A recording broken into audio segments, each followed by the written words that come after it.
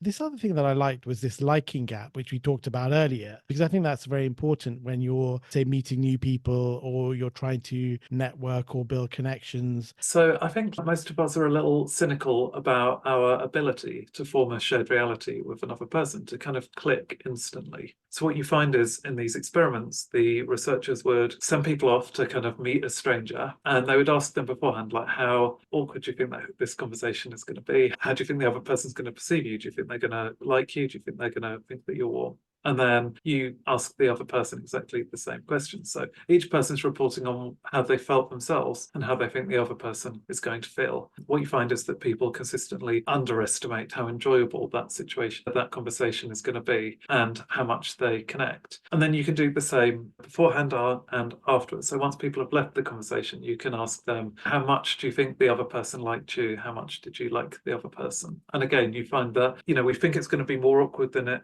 is up front, and then afterwards we underestimate how much the other person actually liked us and appreciated us. We start turning over all of those kind of slight errors we might have made, when we said something goofy, when we made a faux pas. We really focus on those tiny little mistakes, when actually what the other person's thinking about is just your general warmth, how friendly you seemed, how much you tried to understand them, all of these factors. They don't really focus on those details so much at all. And I think the liking gap is this fundamental barrier that's preventing us from building on these encounters with other people. Because if every time you meet someone new, you really like them, but you think they're not going to like you, that's really discouraging you from then going ahead and getting in touch the next time, asking to meet up for a coffee, or suggesting that you collaborate at work on a new project. So there's a major barrier. And the research, I think, is quite optimistic. It shows that no matter what your personality is, you can learn how to overcome barriers like the liking gap. So you can train yourself just by trying to kind of feel the fear and do it anyway, by reaching out even when you're worried that the other person didn't like you as much as you like them. With practice, you come to realize that actually those assumptions were mistaken, and you begin to calibrate your predictions so they're much closer to reality.